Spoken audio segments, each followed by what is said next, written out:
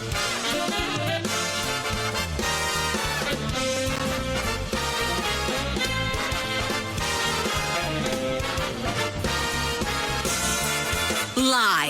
from the city that never sleeps. 17 miles from Madison Square Garden, New York City. It's America at Night with Rich Valdes, America's favorite late-night talk program, featuring interesting guests from around the world and calls from across America. And now, here is your host, Rich Valdes.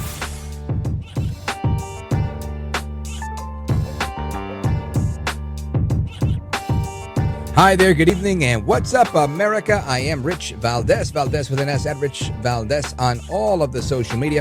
Welcome to the Thursday night edition of the program, and man, what a Thursday night we're having tonight. We're live and national. Give me a call, 833-482-5337, 833-4-VALDES, and check this out. Woo!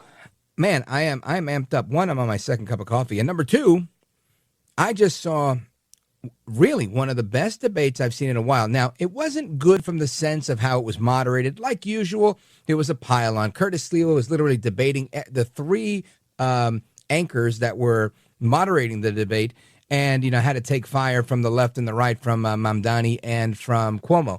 But all in all, so that's Curtis versus 1, 2, 3, 5 people, 5-on-1. Curtis still landed a bunch of punches and was able to get his message out. In my opinion, given it was a 5-on-1 with Curtis being the one, I say Curtis Sliwa won the New York City mayoral debate. Clearly the only candidate that really put out actual facts on a plan when he was asked questions about things. Now, this is important because you've got one guy that's literally an assemblyman. He's a lawmaker. You would think he knows a thing or two about a law and how to talk about a policy. We didn't get anything but platitudes. It's, hey, what do you think about this? I'm focused on making the city more affordable. What do you think about that? Well, we're just here to make the city more affordable. Zoran Mamdani is like one of those little dolls that you press and just repeats the same thing over and over. It doesn't do anything for the people. He does it with a smile. He's extraordinarily happy, right? It's so phony. It's funny. And then you've got Andrew Cuomo, who was flustered for a large part of the debate and trying to attack Mamdani. And I think some of his attacks, may have landed. But by and large, I think it was Curtis. And again, every time Curtis was on a roll trying to make a point, they would shut him down. If the other guys went over time, it was like, okay, well, we're out of time. And they'd give him time to wrap up. With Curtis, they would just literally just speak over him until he would stop. It was really unfair. And all in all, he was able to land a few punches. So I think that's kudos to Curtis Sliwa, the clear winner, in my opinion, head and shoulders above others in the New York City debate for mayor. And other news, we've got John Bolton, as we talked about last night, was in fact indicted this morning for improper handling of classified documents. John Bolton is the most famous mustache in America, I would say. At one point, I think John Bolton's mustache, I think it even has its own Twitter account. I think it's at John Bolton's mustache, or at Bolton's mustache is a actual Twitter account. And John Bolton, who was both an ambassador and the national security advisor in the previous Trump administration, indicted for improper handling of classified documents. And that's two of the big stories we're following. Curtis Sliwa winning the debate, John Bolton being indicted for this mishandling. And let me see, there's another big story here. Oh, President Trump, he is going to meet with President Putin. He says they're going to meet in Hungary to discuss the war in Ukraine. Hungary is beautiful this time of year. And let me see, the Department of Justice, blah, blah, blah. We know about that. And 6,000 truckers who do not read in English have now been forced off the road as a result of President Trump's executive order over English tests. So those are a couple of things that are going on, and there's more. I'm looking at, let me see here. Oh, here's a quick one. The guy with the violent rhetoric, Jay Jones, who was running for attorney general in the state of Virginia. Well, he lost his lead. Apparently, he's falling behind. So, sorry, Jay Jones. That's what happens when you say you're going to kill somebody and their kids. Who talks like that? And again, this is not, locker room talk or, there was a story. Let me just share two things with you before I get into the other thing. There was a story in Politico, I think yesterday or the day before, about, this scandal about a bunch of Republicans that were bad-mouthing one another and, talking slick about certain things. Young Republicans, by the way. And they were trying to frame it as, they were anti-Semitic or racist or this and that. And again, this was conversation amongst friends. And that's what Jay Jones tried to say. He said, oh, it was a private conversation. And no, he meant it. The guy he was talking to literally said, are you serious? And he was like, yeah. That is very different than a bunch of guys engaged in banter, right? And it's amazing how people fail to make these distinctions. I'm in a couple of group chats with a couple of my friends, and if you took everything we said literally, you would think that they're all, that they're all dating, a big guy named Bubba. I constantly make fun of my friends with that. I go, what are you doing? Oh, you're with Bubba again? This is what I do. I'm always busting their stones. This is what guys do. We get older. We don't always grow up. And that's a reality of life. So to think that you're going to try and take these messages, and again, I'm not going to get too much into this, but and try and make it somehow, evil and egregious and even compare it to this Jay Jones thing, which, again, is totally different. He was asked if he was serious. He said yes. Then when he apologized, he didn't say, I was just kidding. He said he was sorry. Sorry he got caught. So I think that's very different. Now, I want to get back to Curtis Sliwa because I have a clip of audio. Rather than play it now, I'll play it in a moment. But Curtis Sliwa, again, landing a lot of punches. Now, Politico had this little thing going. I was trying to check it out on the New York Post website, and it kept crashing for whatever reason. You know me, I blame the deep state. But I went to Politico's website, and I watched the mayoral debate there. And they had this little meter at the bottom saying, who's winning, in their opinion. And Mamdani gave zero substance. I don't think anybody knows anything today more about what he would do for New York than they did from any other appearance he's made. I didn't take anything away. All I know is he threw a few bombs at Cuomo, insulting him as mayor and cutting budgets. He said that his favorite president was FDR, right? Fluffy stuff. But if you ask me right now what he would do to make this city a better place or how he's going to actually pay for his pie-in-the-sky socialist fantasy programs, nobody is any wiser of that. He gave a couple of tidbits, but they were very fluff. There was no real energy, no real answers there. At one part, I think he did throw out a couple of numbers, but numbers that didn't really make sense, right? It's kind of that fuzzy math that only socialists know how to do. And saying, but I'll do it without raising taxes, when you have to raise taxes in order to do it. Now, Cuomo seemed out of sorts, honestly. I give him credit for the one part where he called Mamdani in Italian. He said, that, my friends, we call un disgraziado. And I said, hey, I think I like this guy a little bit. I didn't like Cuomo until he said that. Why? Because sometimes you just got to call things out for what they are. And honestly, Curtis Sliwa, answering the questions, maybe not to the liking of the moderators, but definitely delivering the 1-2 punch on more than one occasion to his opponents when he was able to, right? When they weren't talking over him and setting him up. I mean, just one instance quickly before I move on. They asked all the candidates, look into the camera and tell the X, Y, and Z big company that wants to come to New York City, what would you say to get this company to come and stay here? And they give that to Mamdani. Then they switch it up a little bit with Cuomo, and they say, what would you say, to get them to stay in New York because a company wants to leave? And then they go to Curtis, and they switch it all up. And they go, what do you tell the residents of Astoria, Queens, when a big company wants to come, but they don't want to go to Manhattan, they want to move into Queens, but the residents don't want the noise and they don't want all the extra traffic? Now, while that may be something mayors have to answer, do you see how they gave different questions, softballs to these guys and the harder one to Curtis? Now, guess what? Curtis handled it like a champ. Why? Because he's been eating up these issues forever. People forget. He's not just the founder of the Guardian Angels. Curtis Sliwa has been on the air as a talk show host in New York City for 38 or 39 years. Guess what? Understanding the issues, knowing the issues, reading incessantly is part of this job. You have to be well-versed on these issues. That's just the nature of the beast. So when they ask him the question, he's fully prepared. He remembers when this actually happened. Amazon wanted to come to Queens and bring 25,000 new jobs. And guess what? The least favorite congresswoman of mine, AOC all-out crazy herself, Alexandria Ocasio-Cortez, she chased Amazon and those 25,000 jobs right out of Queens.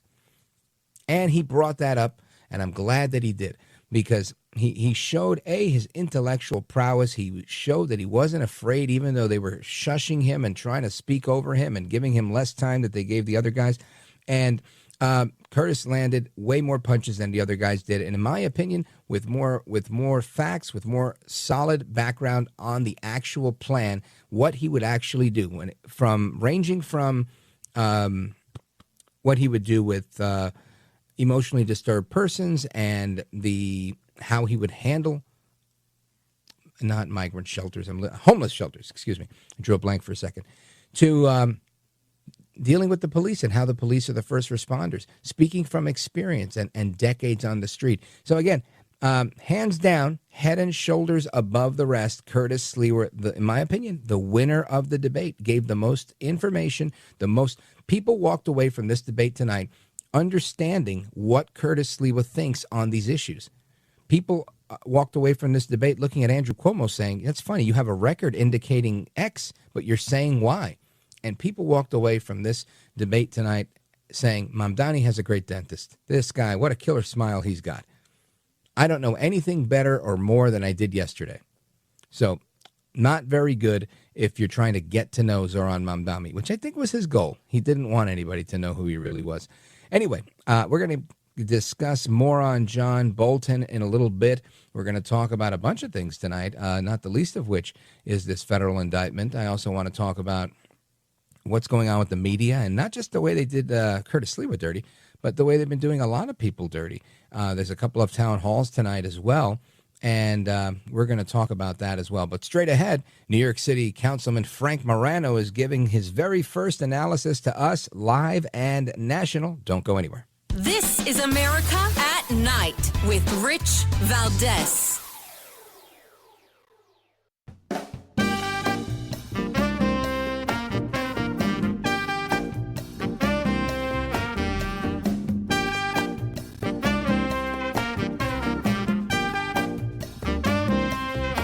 Well, thank you, Rich, and thank you for everything. I know you very well, and I listen, but I have a lot of people that listen, and they love your show, and I appreciate it very much. America at Night with Rich Valdes.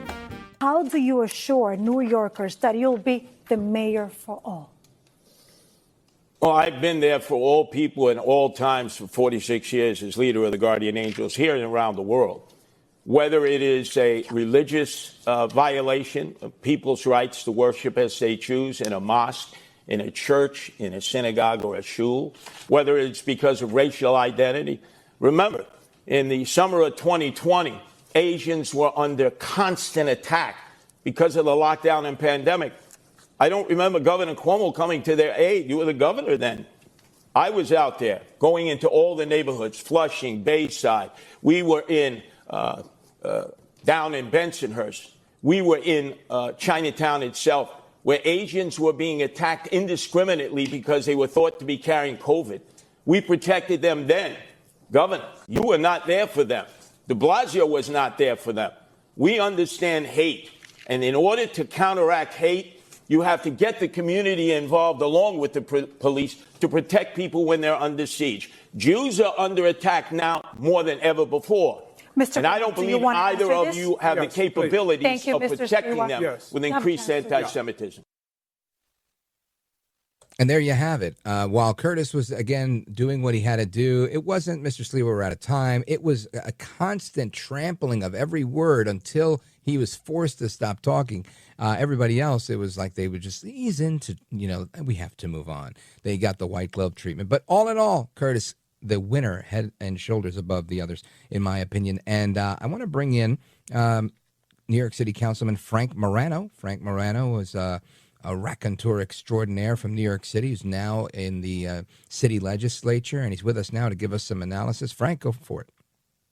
Hello, Rich. Thank you for having me on. I appreciate it. I know a lot of people tuning in around the country for your analysis and a New Yorker's take on the debate, because it's absolutely a national race. And, just so people know where I'm coming from, I'm not only a very strong Curtis supporter politically, but he's a longtime friend and very much a mentor for the last 2.5 decades. So, people should be warned that I might not necessarily be the most objective source. That being said, I'm going to do my best to be objective and give you the strengths and weaknesses of everybody.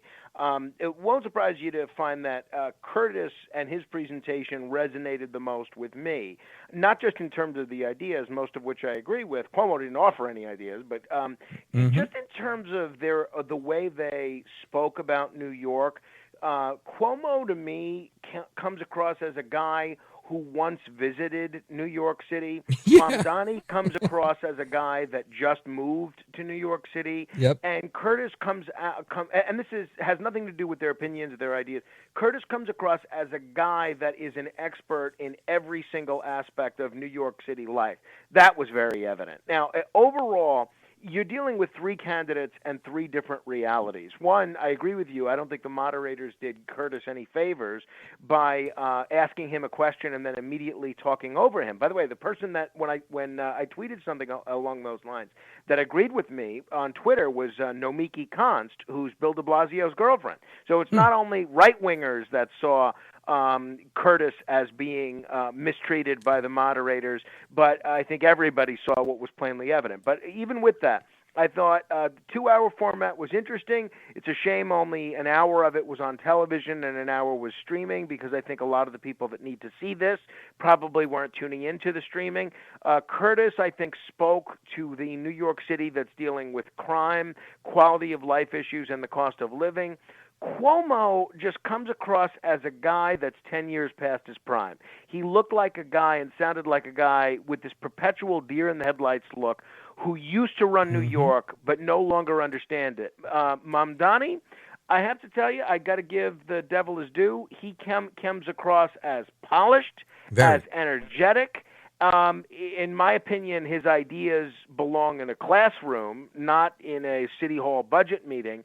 But I do have to say there was quite a dichotomy between his presentation and Cuomo and Curtis. Curtis was hamstrung a little bit by the moderators, in my opinion, and a little bit by the he clearly had a difficult time hearing some of the questions, and that added to the perception that Curtis seemed a lot older than Mamdani, who struck a lot of the same populist tones that Curtis did. But it did remind me a little bit of Lindsay's slogan in '65, "He's fresh and everyone else is tired."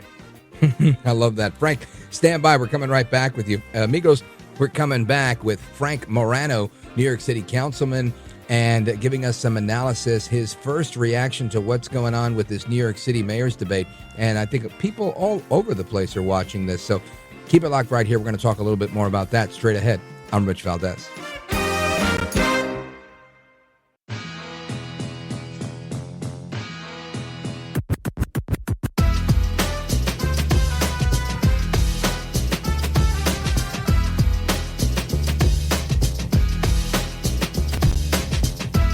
The best guests, the best opinions. This is America at Night with Rich Valdes. He literally has never had a job. On his resume, it says he interned for his mother.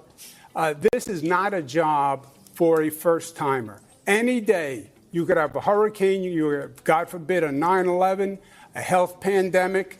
If you don't know Thank what you, you're Mr. doing, Cuomo. people We have to could move on. die. Mr. Mamdani, Yeah. want to respond? And if we have a health pandemic, then why would New Yorkers turn back to the governor who sent seniors to their death in nursing homes? That's the kind of experience that's on offer here today. What I don't have in experience, I make up for in integrity. And what you don't have in integrity, you could never make up for in experience. That's Zoran Mamdani hitting him below the belt, and he's hitting Governor Cuomo there. And listen, I thought that was great. That leaves Curtis free to actually talk about policy, which is what I think he did most of the night. I want to bring back our guest, New York City Councilman Frank Morano, who is, again, Frank Morano is an experienced talk show host extraordinaire from New York City, who's now in the city council, running for re-election, by the way, and we're going to make sure he gets reelected as well. But Frank Morano, what was your take on the banter between Zoran Mamdani and Andrew Cuomo? Well, very interesting. I think that in some ways, because they kept invoking one another. Frank, you're a little low. I don't know if you could speak a little closer to the mouthpiece. Can you hear me now? I hear you, just a little low. Okay, great. I'll speak loudly. I think in some ways, because both of those guys viewed one another as their greatest threat, and they kept trying to attack one another, and because they kept getting their name invoked, they each got to respond. In some ways, it kind of marginalized Curtis even more, so that didn't inure to Curtis's benefit. But I thought Mamdani did a terrific job taking the fight to Cuomo. I mean, in the exchange you just played there on the nursing home situation, he nailed it. Going back to the theme of Cuomo repeatedly throughout the debate being owned by billionaires, saying that it should be like NASCAR, where he has to say who is paying for his whole campaign and have the advertisements on his jacket. I thought that was very effective because I think obviously the constant shots at his integrity I thought was very effective. Cuomo, I don't think was effective. It goes to what I was saying earlier. Cuomo is like a fighter that just has stayed on 5 years, 10 years past his prime. So I thought Mamdani did a very good job taking the fight to Cuomo. I think Cuomo came very well prepared to run against a caricature of Mamdani and had no retort to very easily anticipated questions. But look, I think ultimately overall, Curtis was the only one who spoke like a real New Yorker, grounded, unscripted, authentic. Because you know Curtis, I think you'll notice more than many around the country will, that he really did not use any Sliwa-isms or anything like that. I mean, no. if you would have bet me that in a debate with Curtis Sliwa and anyone else, that someone else was going to use the term disgraziad twice and it would not be Curtis Sliwa, I would have lost every penny I made on that bet. But I think he was trying to convey a different impression, and an impression of him being serious, because the perception that a lot of people have, because Curtis has been an entertainer, is that maybe he doesn't have the seriousness necessary for a job like this. You know, Frank, that's a very good point. And I'll tell you this, I agree with a lot of what you said. I'll tell you where I guess I take exception. I see it a little differently, is that I feel like Mamdani was doing a lot of work for Curtis tonight. The more he attacked Cuomo, the more he pushed Cuomo into the number 3 spot and elevated Curtis into that number 2 spot, really making this a two-man race between Curtis Sliwa and Zoran Mamdani. Well, I hope you're right, and I thought Curtis had a lot of good moments as well. I think the best moment, and I'm sorry that it was during the online portion, not the televised portion, that Curtis had taken the fight to Mamdani was when they were discussing mental illness and public safety. Basically, his takedown of Mamdani's send therapists instead of cops plan was reality-based and devastating. And when he kind of snickered when Mamdani was invoking Eugene, Oregon to make mental health policy for New York City, I think everybody was sort of snickering with him. I thought he, meaning Curtis, effectively cast both Cuomo and Mamdani as the architect and the apprentice, two politicians from different eras of bad ideas. And he was the only one, at least initially, to raise migrant crime, homelessness, qualified immunity, the issues that define daily life for working-class New Yorkers.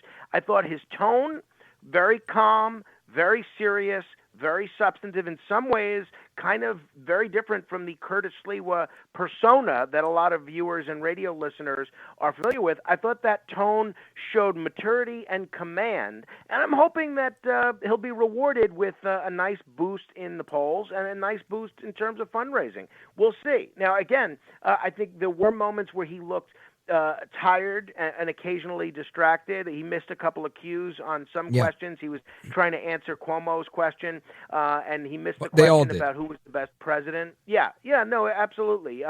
And he's got to, and I'm going to tell him this privately as well, he needs a much better answer on housing. The housing question was very easily anticipated, and he's got a good plan. It's on his website, Sliwa for NYC, but he needs a 60-second elevator pitch for how to deliver affordable housing while not destroying neighborhoods.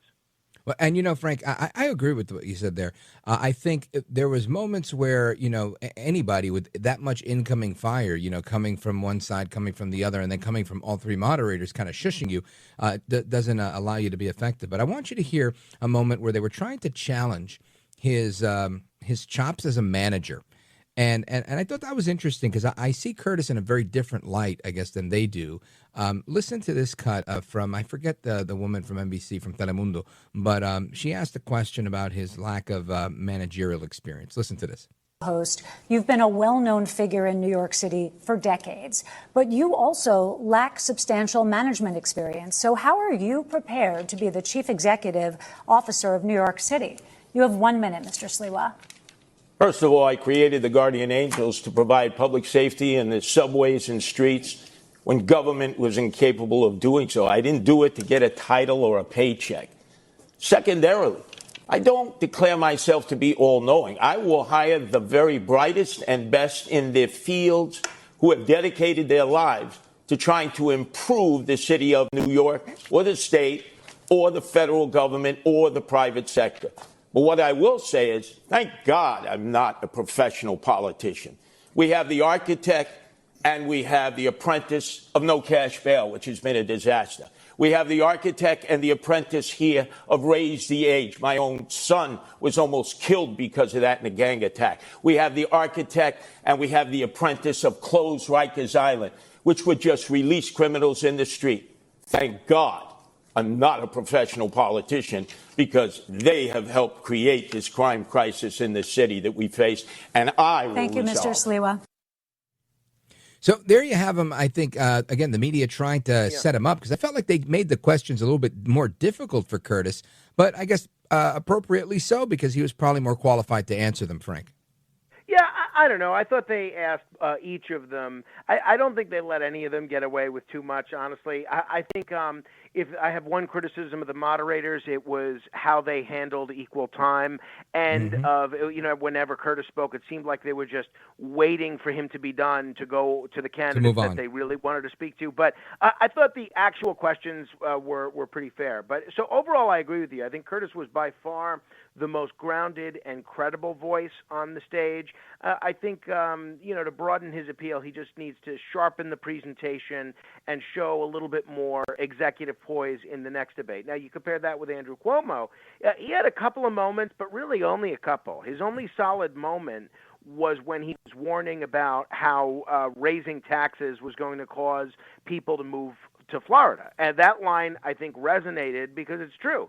He did okay mentioning the gifted and talented expansion, but it was forgettable. I think people forgot about it 5 minutes after the debate. I forgot about it except for the fact that I made a note about it. But overall, I think Cuomo looked and sounded like a man past his prime, confused about camera angles, unsure of how long to speak. Every question, he seemed either visibly agitated or bored. His delivery was wooden. I thought his lines, which were clearly pre-scripted, like when he called Mamdani Mini Me BDB, they fell flat. And I thought any attempt at humor that he had was painful. He dodged tough questions when the moderators tried to press him on the Department of Justice probe for lying to Congress. He dodged the questions about the nursing home scandal with this lawyerly evasiveness that made him seem even guiltier, quite frankly. His refusal to say whether Mamdani was anti-Semitic or not was so incredibly cowardly and manipulative. I think it reminded everybody on the left and the right of all the reasons they don't like Cuomo.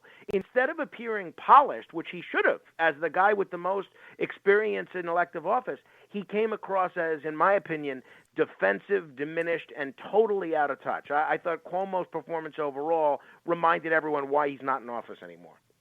Yeah, I couldn't agree with you more. I thought to myself, here's a guy on that stage who has been governor. He's been the HUD secretary in the Clinton administration. He was governor forever. Clearly, he's done this debate stuff more than any of these guys.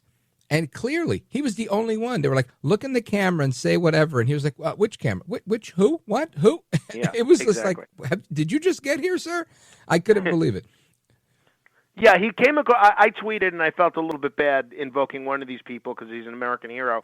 But he came across as a debate hybrid at some points of Joe Biden and James Stockdale, and that it certainly is not what conveys when you're up against Mamdani, who's articulate, who's confident, who's visually sharp. He's smiling. He looks like he's having fun. He's clearly very practiced. It's such a stark contrast. I thought Mamdani, his strengths included his attacks on Cuomo's record, especially on the nursing home. I think that definitely landed.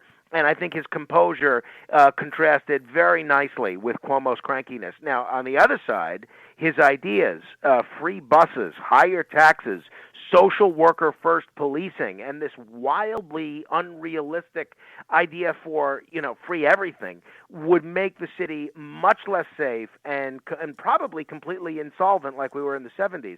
His repeated name corrections towards the other candidates came across a little self-righteous and petty, very, very un-New York. And he's still haunted by his own statements on Twitter and elsewhere. The defund the NYPD comments, the giving Columbus the middle finger, and no amount of rebranding changes that. I think that he did come across smart and telegenic, but dangerously naive. I think his vision for the city is the same progressive fantasy that has caused people to leave a lot of other blue cities around the country, quite frankly.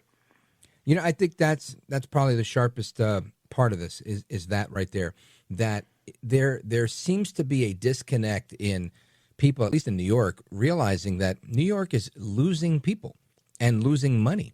And as they're losing these people, nobody's trying to get people to stay. It's almost like Zohran Mamdani saying, I'm going to double down on getting everybody to leave so we could import more people like me. And I don't know the plan, but I know that it doesn't work well if you lose your tax base. Yeah, that's for sure. I think, look, overall, I think Cuomo looked like yesterday's man.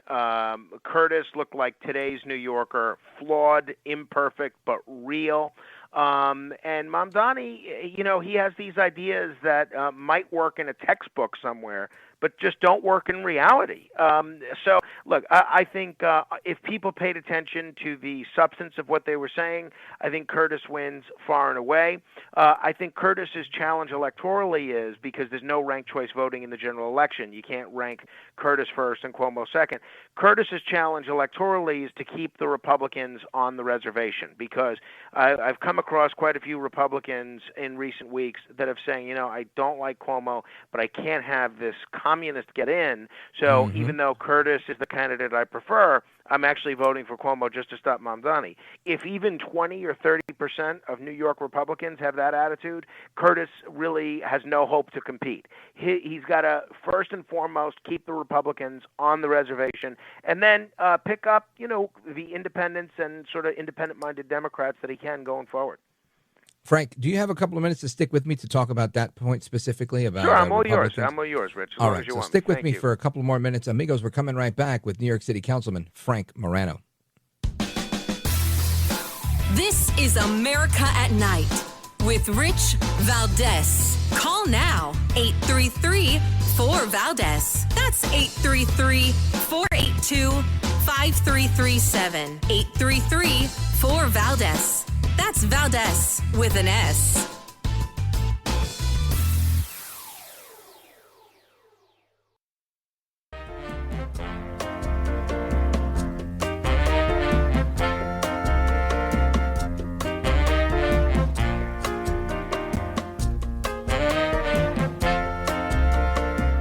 Call now, 833-4-VALDES. That's 833-482-5337. 833-4-VALDES.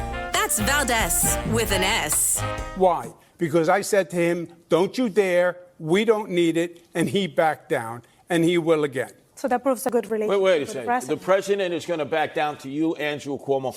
I know you think you're the toughest guy alive, but let me tell you something. You lost your own primary, right? You were rejected by your Democrats. Why and didn't you have you a send the difficult National Guard? understanding that what the term no is. You're not going to stand up to Donald Trump. I agree with Curtis. You're not going to stand up to Donald Trump. Okay. And he can't stand up to Donald Trump, who knocked him right on his tuchus. You negotiate with him. You don't fight with him because only the people of New York City will lose. We do have a follow-up.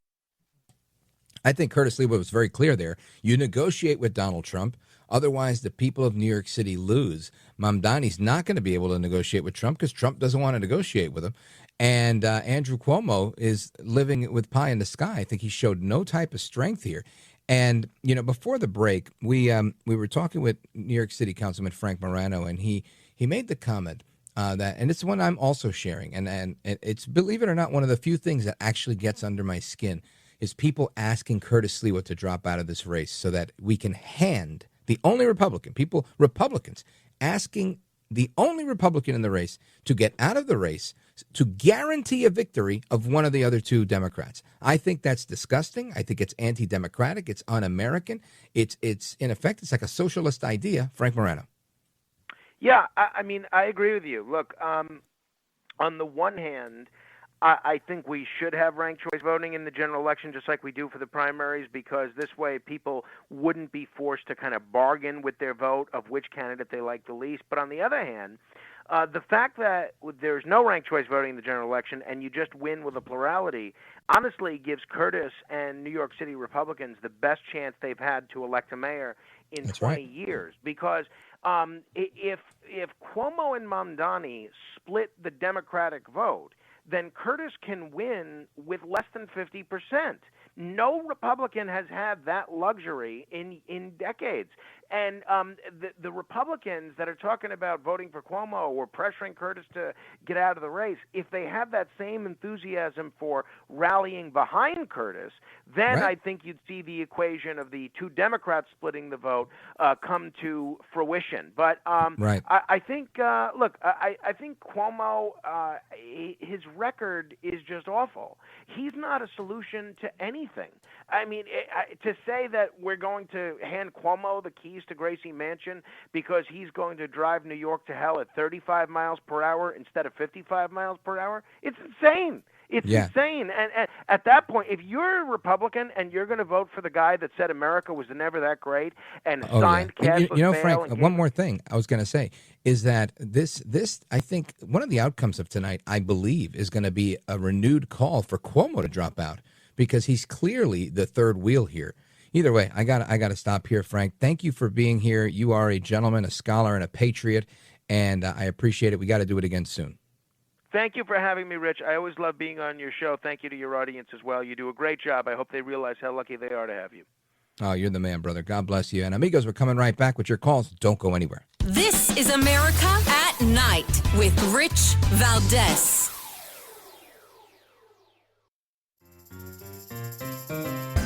Thing to ever happen to the Republican Party. I really do. I think if a communist takes over New York City, I think that's a gift to the Republican. It's a gift to the Republican Party. That's President Trump on Zohran Mamdani getting elected as mayor. Let us go to John in Maryland, calling us on WMAL. Go right ahead. Yeah, I'm from Maryland, but I identify as a Floridian because I don't like Maryland's leadership. But the thing is with Curtis, I called a Christian station earlier this week and asked them why. You got 10 seconds. Why wouldn't Trump back Curtis? And they said right. Well, Trump just said it. He thinks it would be a dream if they get a communist in New York, and it would help in the midterms and help get Lee Stefanik elected as governor. America, hasta la próxima. Take care. Good night, and God bless you. I'll be right back.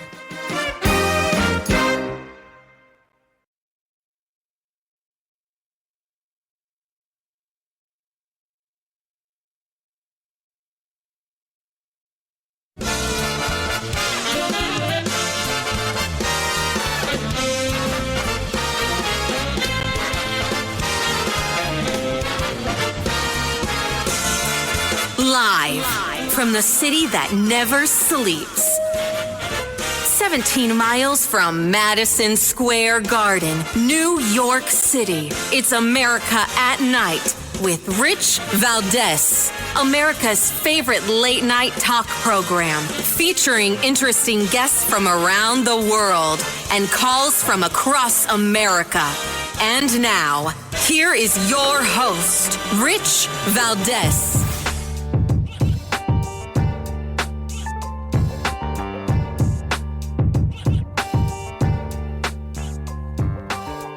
Hi there, good evening, and what's up, America? It's Rich Valdes here with you for another hour live and national this Thursday evening. It's a blessing to be with you. And our phone number is 833-482-5337, 833-4-Valdes. And another one has bitten the dust, at least in the sense of indictments. You've got former United States National Security Advisor and Ambassador John Bolton, the owner of John Bolton's Mustache, who has its own Twitter account, by the way. He was indicted. We knew that yesterday, right? We talked about that yesterday with Mike Howell. I said, does he get indicted tomorrow? And he said, absolutely. So this was anticipated, right? I think we've known about this for about a week or two.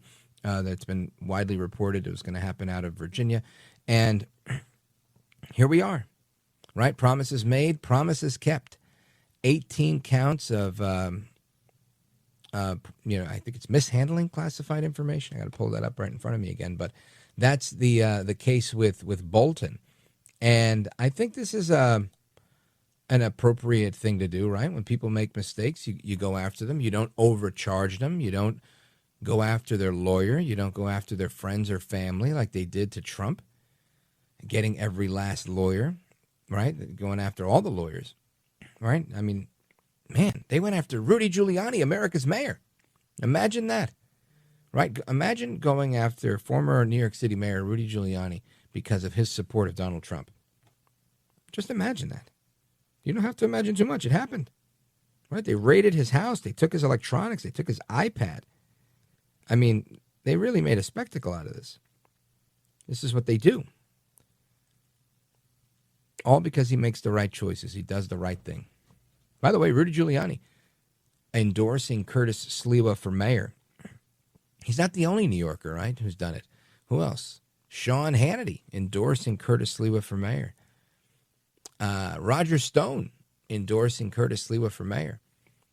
The head of the Republican Conference, Congresswoman Elise Stefanik, a huge MAGA superstar, endorsing Curtis Sliwa for mayor. The great one, Mark Levin, endorsing Curtis Sliwa for mayor of the city of New York.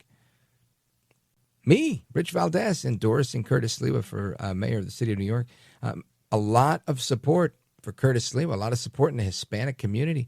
Willie Colon, the salsa legend. Who else? The merengue legend himself, Oro Solido, Raul Acosta from the band Oro Solido, if you're familiar with that band. Also endorsing Curtis Sliwa for mayor of the city of New York. Lots of support. Curtis Sliwa, in my opinion, crushing the debate tonight, easily moving into that second position, the number 2 position, making this a one-on-one between Curtis Sliwa and Zohran Mamdani. I don't know what the polls are going to say just yet. I can presume they're going to treat Curtis the same way they treated him in that debate, trying to shush him, trying to ignore him, trying to wait to, give him his chance to talk and move on. They were really interested in Cuomo and Mamdani because the media is majority Democrat. And, of course, the majority being Democrats, they favor their Democrat friends. So they don't know what to do with a guy like Curtis Sliwa, especially that he's not, the most conservative Republican. He was a reform candidate, a chairman, I should say, of the Reform Party in the past. And he's a common sense New Yorker. But we had a conversation with Frank Morano, New York City Councilman, who's also supporting and endorsing Curtis Sliwa for mayor of the city of New York. And he made some really good analysis. And what he said, in case you missed it, was that Curtis looked like the New Yorker of today. Andrew Cuomo looked like a New Yorker of yesteryear. And Zohran Mamdani looks like the New Yorker who's trying to be for tomorrow. In not so many words, that's what he said.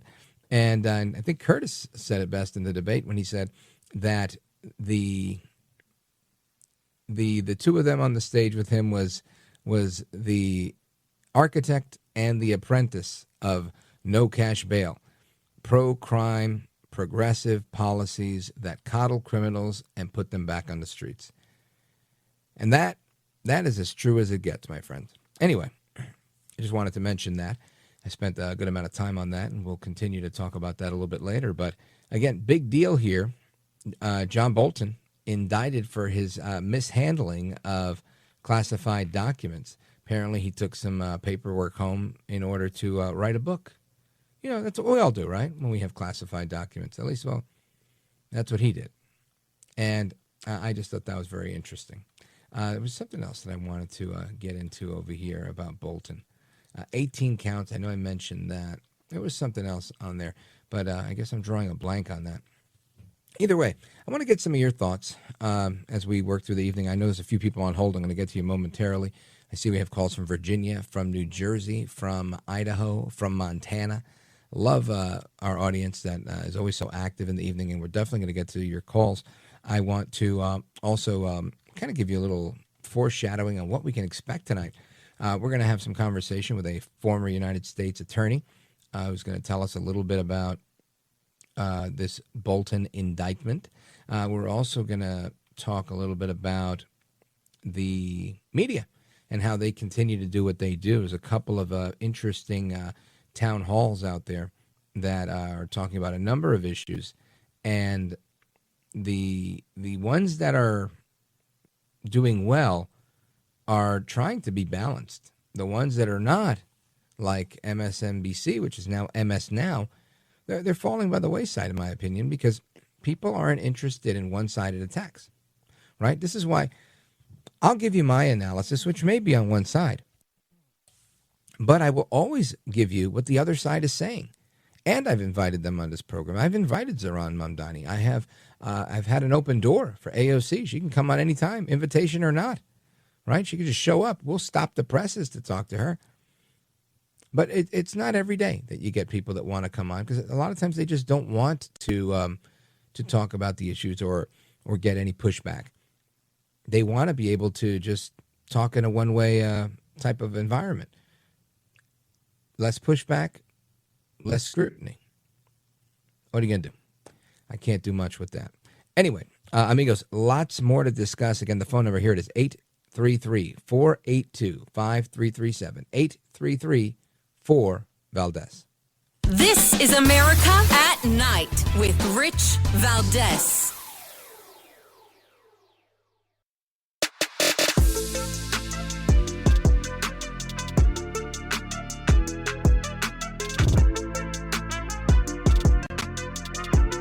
By the way, your ratings are up. Congratulations. I had somebody. It's always nice to check. I like to see, even if they're friends, I like to see how are they doing. Are people listening, right? But right. You're doing great. America at Night with Rich Valdes.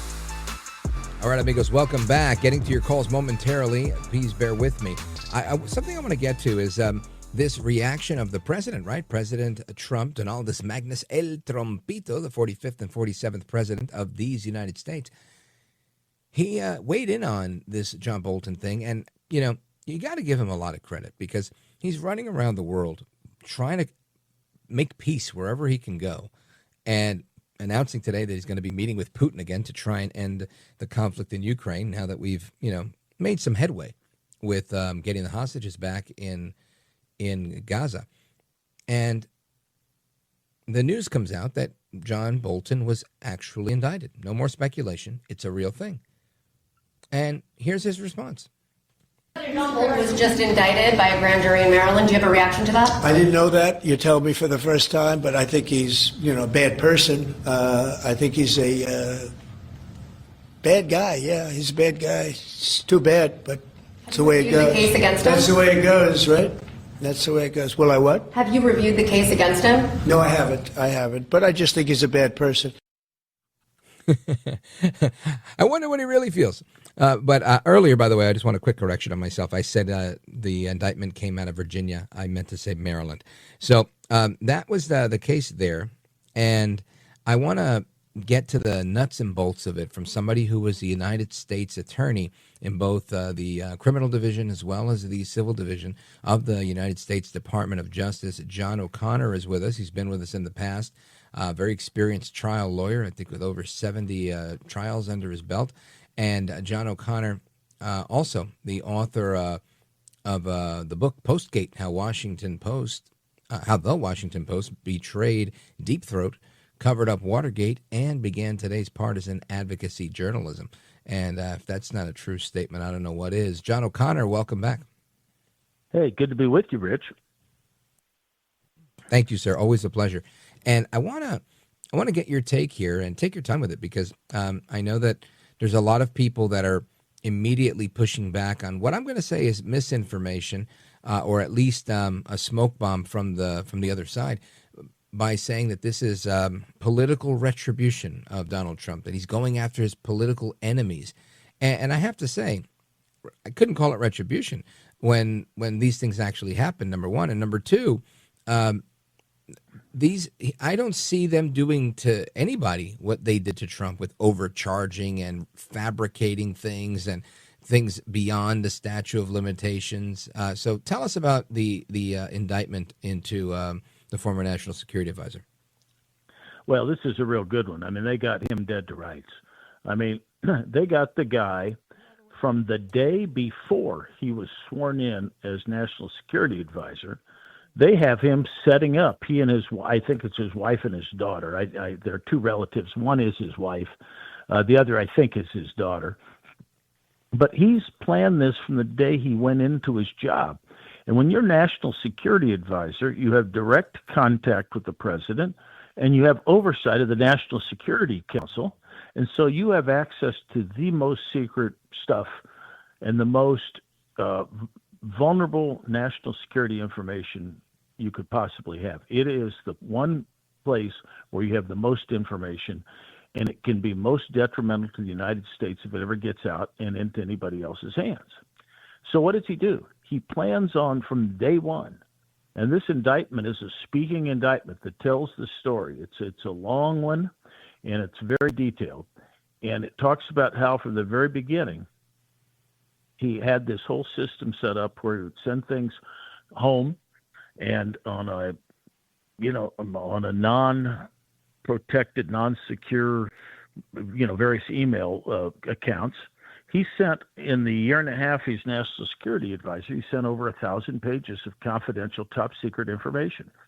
Some of it he got, and he was also planning from the beginning to make a book out of it. And he, likes the idea of having in-person, firsthand quotes, on the most sensitive subjects. Now, so for several years, he's mishandling confidential information that way. Now, it hasn't gotten out yet. Then he tries to publish it in a book. Well, there's a pre-review process. They tell him not to print some stuff.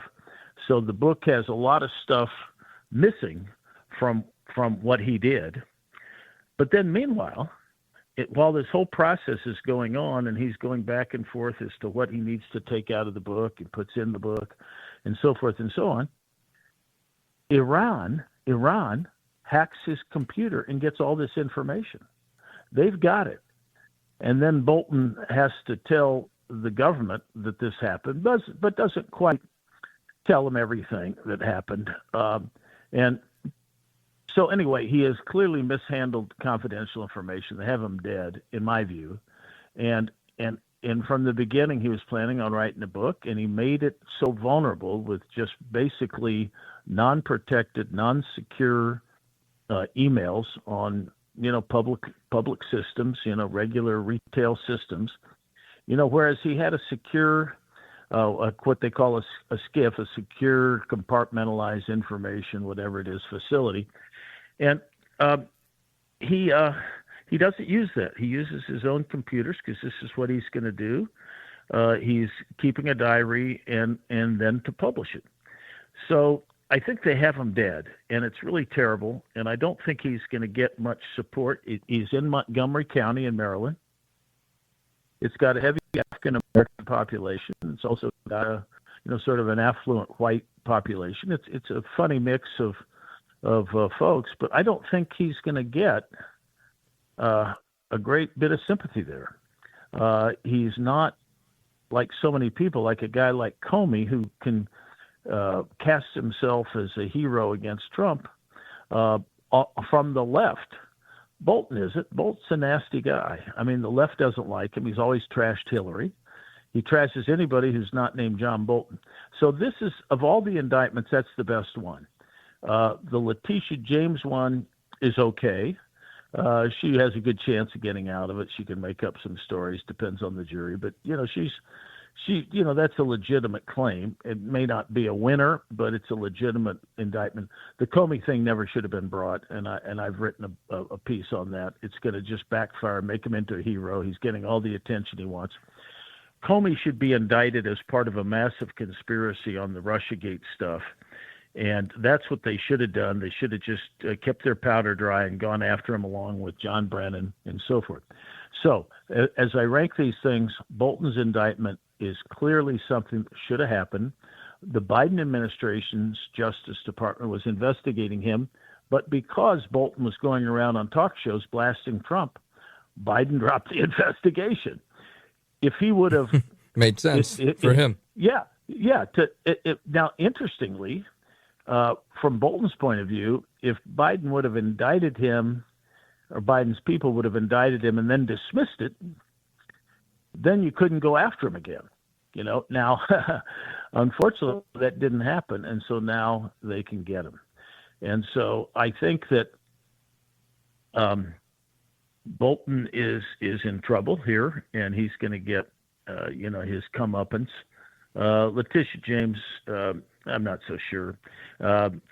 She interestingly, she harbored a fugitive in this house, but the fugitive, I looked into the law. She's not a fugitive from a felony, and it's not a federal one anyway. So for various reasons, that can't be charged. But of course, the illegal loan application can be. I think that she has reasons that she can give to the jury that would create reasonable doubt. She can say, well, I intended to use it as a residence. I've got my niece or whoever it is, some relative, living there without rent because I was going to stay there. I was going to use it. It's really a family home. So I think, and she's got a very good lawyer, Abby Lowell. Abby Lowell will get her out of this if I had to bet. But it's a legitimate charge. I don't want to say it shouldn't be charged. It's a sort of a good way to warn people not to lie on these things, and she did lie, but she's going to get away with it. Comey, it's ridiculous. It's going to make everybody look bad. It may even get Lindsay Halligan, in my view. I mean, just saying off the top of my head, she seems like a nice young lady, and I think she is going to have trouble with the bar bringing a case like this. I just, if I remember the bar, I might criticize her for this one. And it's this. So I feel sorry for her. I think she's a nice young lady and doesn't have any criminal experience. Well, I want to get into that a little bit more when we come back. So stick with me. John O'Connor, former Assistant United States Attorney out of Northern California, and the author of Postgate: How the Washington Post Betrayed Deep Throat, Covered Up Watergate, and Began Today's Partisan Advocacy Journalism. John O'Connor, stick with me. We're coming right back. I'm going to talk more about the Comey case and a couple of other items. Don't go anywhere, amigos. I'm Rich Valdes.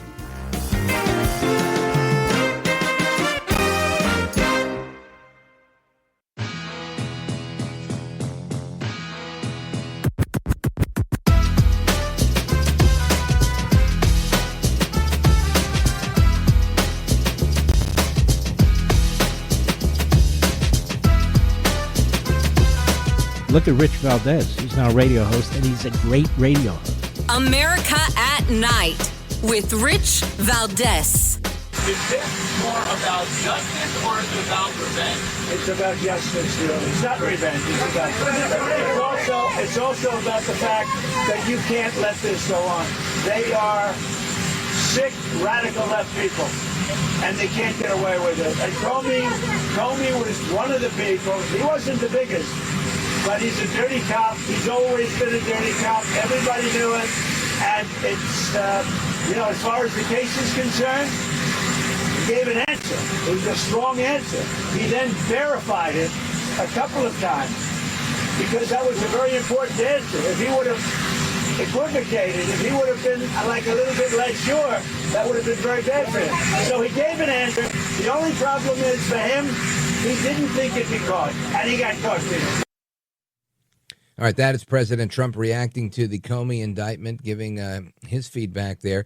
And I want to come back to our guest. Our guest is John O'Connor, who is a former Assistant United States Attorney from Northern California, and he is the author of a great book. You can check it out at postgatebook.com, postgatebook.com. And John O'Connor, earlier you mentioned Lindsay Halligan and this case being brought against Comey. You mentioned the way you thought the case should be brought, and your thought was that this was the long legal strategy and that it might provide a loophole for Comey to wrangle his way out. Tell us more. Well, first of all, the case is very weak because Comey really didn't say anything in 2020 when Ted Cruz was examining him before the Senate. He didn't say anything that was literally untrue. Cruz is an appellate lawyer, not a trial lawyer, and he doesn't know how to pin people down. And he asked him some good questions, but they were not precise, and he didn't pin them down. And basically, he said, now, you testified back in 2017 that you said that you didn't authorize a leak and a couple other things he asked Comey about. And Comey, his answer was, I stand on my prior testimony. I stand on my prior testimony. Well, wait a second. That's true. He was standing on his prior testimony. He did not repeat the allegedly false statement he made in 2017. All right? So it is under the doctrine of literal truth. What he testified to was literally true. That's one problem. The second problem is that the question that Cruz asked him was a compound question. If I say, Rich Valdes, did you go to San Francisco on October 10 and kill John O'Connor the next day? And you say no. And in fact, you went to San Francisco on October 9 and you killed me 4 days later. One of the statements is the answer should be yes. But when you ask a compound question, both parts of the compound question have to be true for you to say yes, that's true. So he asked a compound question. That's the second problem. And then the third problem is the actual statements back in 2017 were arguably, it's hard. It's one of those things that was Andrew McCabe. I mean, he authorized McCabe's leaks after McCabe made the leak. There's a little bit of difference in what McCabe says about the authorization versus what Comey does. There's always been a finding by the special counsel John Durham or perhaps the FBI, I forget which, that McCabe was less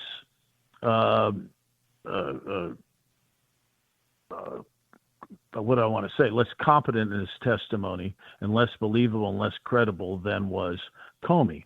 So you have a raft of problems that you got to get through. You just can't make it there. It just was not enough. Now, what Comey should be charged with, and there's still time to do it, he engaged in a massive conspiracy that really hurt our country. For 4 years, well, from 2016 through really 2018, he was lying and leaking, trying to set up the president, falsely hooking the country into this Russiagate canard, leaking to the newspapers even after he got fired. And he's a terrible guy. And he and Comey and Clapper and Hillary Clinton and other people associated with them, all concealed from the government, from the FISA court, from the FBI, from the rest of the FBI, what they really knew, information they really knew, which was that this was a canard of Hillary Clinton's, for one, and other things that they knew. Then they made sure that they leaked that information to the public. And Comey has admitted that his buddy, Dan Richmond, a law professor, he gave him 5 memos that were probably confidential government property, but anyway, gave him his memos where he's trying to set up Trump and authorized Richmond to leak those things. Well, I forget about whether those leaks themselves are actionable. The point is, he was trying as much as possible to mislead everybody, from the court to the rest of the government, to the public, to the Senate and Congress. They were lying to them. And this conspiracy goes on to 2023. That's the beauty of it, because Brennan is giving a false statement to Congress in, I think, March or May of 2023, in which he denies urging the Steele dossier be included in the phony Intelligence Community Assessment, the ICA. So there's so much falsity that it's hard to talk about it in just a couple of minutes, but we know as a general proposition that there was nothing but lying on this, and all, by the way, to fix an election, and to fool the public into voting one way, and using the power of government to do so. So it's a terrible and massive conspiracy. I would just as soon that we kept our powder dry and we put this whole thing together. Some prosecutor that's really, really good and experienced puts this whole thing together, and we could have a good old time. And I hope that still happens. I hope Lindsay Halligan can get some good people in there to work on this. And maybe if not her, maybe somebody in D.C., maybe somebody in Maryland, because you could probably get venue in either one of those 3 venues. So that's what should be done. This is embarrassing. The Comey indictment is embarrassing. I'll just tell you that. The Letitia James indictment is not embarrassing. It just may be an acquittal, but so what? The Bolton thing is just dead on. And they've got so many quotes from Bolton in the indictment saying that he knows precisely the lay of the land in terms of how to keep confidential information. He criticizes, I think it was Hegseth who might have used the Signal chat app to talk about different things. And, Bolton was all over that one. Oh, you can't use that. That's confidential information, top secret. You can't use a chat, an app like that. Even though Hegseth's his conversation was authorized, he didn't use a secure facility to do it, but nobody's going to say he was going, rogue on that. It was authorized. It just probably was a bit sloppy to do it that way. But he criticizes that openly, among other things, and he talks about how you have to handle confidential and top secret information and the right way to do it. He knows exactly what the rules are, and then he didn't do it. And so even after he left office, he kept all this information at his home. He was not authorized to do that. So they have him. I mean, he was, what do you say? He knew exactly what he was doing. He had thousands of pages of confidential information. Iran hacked him, which is precisely why you don't keep all this stuff on insecure phones. And that's what he did. I mean, it's really that there's actual palpable danger to the United States, palpable damage to the United States because of what he did. This is no laughing matter, and it's not just political retribution. So this one stands out as being legitimate, and it's also quite probative. And I'm not so sure Trump knew about this. It was done by the fellow in Montgomery County, the U.S. attorney over in Maryland. Apparently, I looked at the indictment. It's well written, well thought out, and I think it did surprise Trump. I mean, this is the way it's supposed to happen. The president's not supposed to know about all this stuff, or at least not, supervise it closely. He's the president. There should be a little bit of a space between him and the Justice Department. So this is a good indictment. This is a good indictment, and that's the one I'm cheering. All right. Well, you make a lot of sound arguments, and I hope folks, if your analysis is right, I hope folks from the team are listening so they can get the right indictment, because I think there will be a lot of people really, really upset if James Comey walks away, and that would be a real missed opportunity to provide justice to the American people. John O'Connor, give everybody the best way to follow you online or social media, your website. Yeah, I would go to postgatebook.com. I not only have reviews of my books, but I've also got about 150 articles I've published on various topics, including I've got maybe 10 or 12 on Comey in there. And you'll see I document all the things he's done. And, as I say, it's not a question of whether the indictment will not make it on Comey. It's just a question of when. It won't happen. I mean, there's no way. I mean, I would bet my house against your $20 that Comey is not going to get convicted on this one. So I just hope somebody is wise to this. Now, the judge may toss it out before trial, and I think that's good. And then maybe Trump can yell about the judge and all that and so forth and save face. But that's a bad one, and I would like to see it. And I've written an article you'll see on my website where I talk about how it would be good if there could be some face-saving way to just dismiss this indictment. I'd love to see Comey charged for what he did wrong, and he did so many things wrong. And this is one of the things he did not do wrong. He just was smug. A prosecutor knows the doctrine of literal truth, and that's why Comey was very careful to say, I stand on my prior testimony, that's literally true. So I'm afraid there's no chance there. I've just got to tell you the way I feel about it. I wish I had a rooting possibility here, but there's none. Wow. Well, John O'Connor, I hear you loud and clear. Folks, check out John O'Connor's work, postgatebook.com. John O'Connor will definitely be in touch as this develops, and I appreciate the analysis. Godspeed to you, sir. Great talking to you, Rich. Take care. Likewise. Appreciate it. And amigos, we continue. Your thoughts, your calls, your reactions coming up right now. This is America at Night with Rich Valdes. Call now, 833-4-VALDES. That's 833-482-5337. 833-4-VALDES. That's Valdes with an S.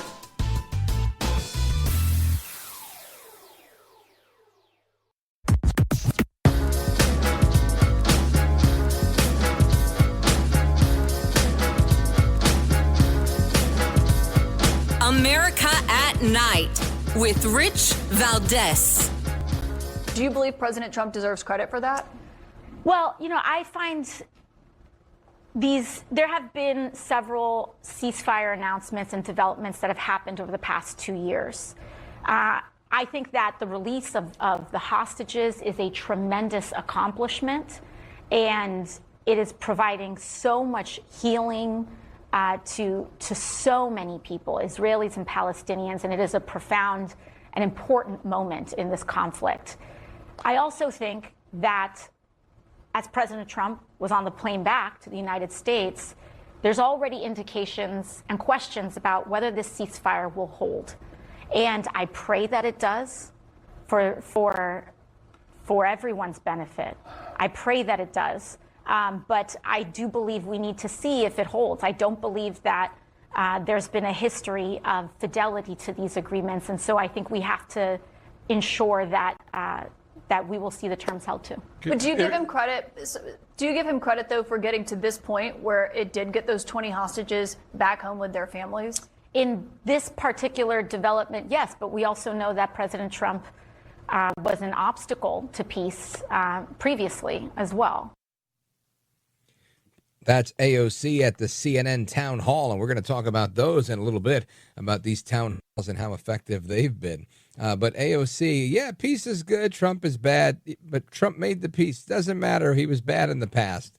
Let's get your thoughts on what's going on here. Let's go to Larry, Charleston, South Carolina, WKMA 1250. Go right ahead.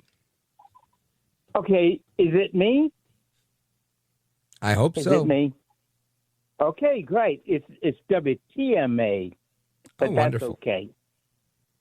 Just All right, Larry, Yeah, I'm going to put you back on absolutely. hold. You used up all your time. Let's go to Frank, Evergreen, Montana, KOFI. Frank, go right ahead, sir. Frank, anybody home? Yeah, can you hear me? Yes, of course.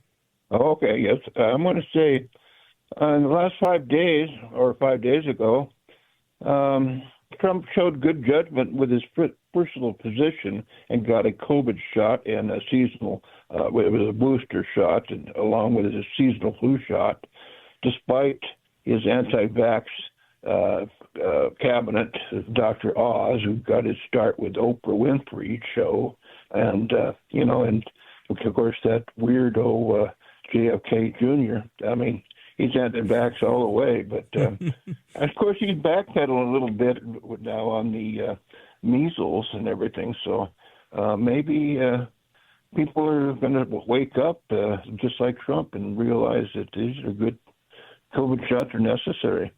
Well, you have your choice. You don't have to have them, but it sure makes life better. I trust them. Yeah. Well, I mean, I can't agree with that stuff. I would say, there's probably a bunch of areas where I disagree with Secretary Kennedy, but vaccines probably isn't one of them. The two children I've had, I limited the vaccines that I gave them.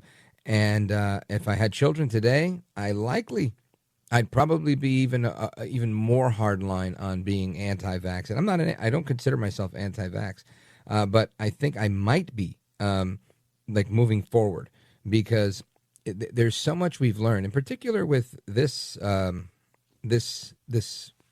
one, right? The COVID one seems to be the one that really does it. And I have a very good friend that worked in the federal government in the health area, and he was saying the same thing. Look, I took the vaccine, I think everybody should take it, blah blah blah. And I said, hey, I don't agree. And he told me not that long ago, my brother passed away, and I really think it's because of the vaccine, because we know things today that we didn't know before. And it doesn't mean you're a guaranteed loser. I think the older you are, the more you do need the vaccine. If you're probably 70 plus, it's probably something you need to take. However, if you're young or pregnant or anything like that, it's probably something you don't need to take. Frank in Evergreen, Montana, thank you for your call, my brother. KOFI in the building. I'll be right back. This is America at Night with Rich Valdes.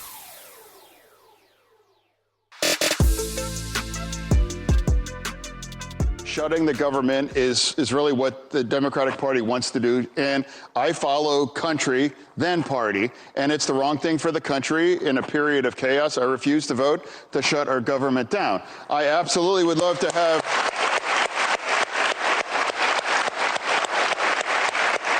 I would love to have a conversation about extending the tax credits for health care. Absolutely. But I would remind everybody, too, this was designed by the Democratic Party to expire at the end of the year. This is not something taken by the Republicans. They were designed to expire. Now let's have a conversation to extend it and not shut our government down. That is Senator John Fetterman at the NewsNation town hall yesterday. And I've got to say, he's becoming the new, what was the guy from West Virginia? I'm forgetting his name now. But he was the last guy that would occasionally say something smart from the Democrats. The West Virginia, what's his name? Let me Google it real quick. Yes, Joe Manchin, West Virginia Senator Joe Manchin, the new Joe Manchin, John Fetterman. Thank you, Mr. Good, telling me in my ear. And this is, I think that it's a good thing, right? It's a good thing for people to make sense. John Fetterman is making some sense here. There's been times where he didn't make sense, and I was very, very vocal and critical. But we're going to talk about these dueling town halls on NewsNation and MSNBC, or CNN, yesterday with AOC and Bernie Sanders laying, I think, the groundwork for, the communist takeover of America is what they'd like, in my opinion. Well, minus the revolution. Anyway, folks, hasta la próxima. Take care. Good night. God bless you, America. I'm Rich Valdes.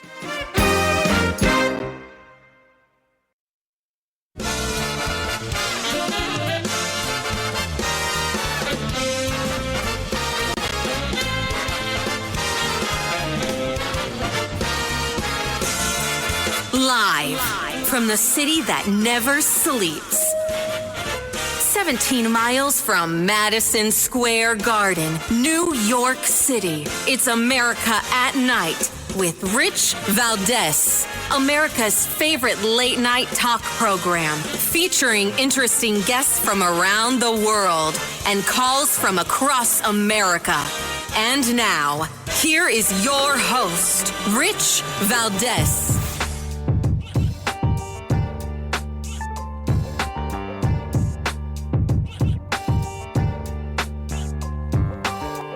Hi there, good evening, and what's up, America? I am Rich Valdes, Valdes with an S, at Rich Valdes on all of the social media. And there were dueling town halls yesterday, right? The networks out there trying to get messages out. One of them had John Fetterman, Senator John Fetterman, Democrat from Pennsylvania. The other one had AOC and Bernie Sanders. I want to get your input and your take on all of that. Here's the number, 833-482-5337, 833-4Valdes. And it is 7 minutes past the top of the hour. We are live and national. And we're going to get into a bunch of the news of the evening tonight, as well as your reactions from all across America. Big shout out to all of our listeners in Hawaii, aloha, as well as everybody out in California, New York, Oregon, Pittsburgh, Florida, Chicago. So many great places that we get a lot of calls from, not to mention the Midwest, Mississippi, a bunch of stations in Mississippi. Thank you.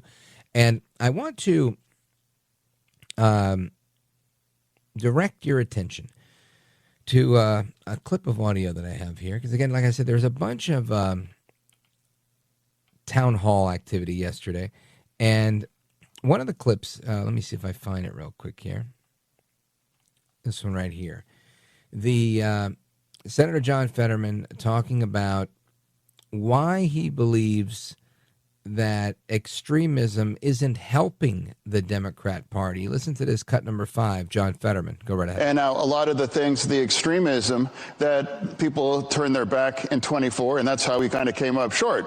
I mean, you know, I campaigned for thousands of miles across Pennsylvania for Vice President Harris. And it was going to be incredibly difficult. You could just feel the energy there. And people really have connected there at a very fundamental level. And that's what I tried to explain to my party. And I'm trying to explain to the party right now. It's like, this is why we lost. And this is where we need to be to continue to win for these things. And there are parts of extreme things emerging clearly on those things. And that's why I refuse to follow that, even if that is going to cost me support in parts of the base.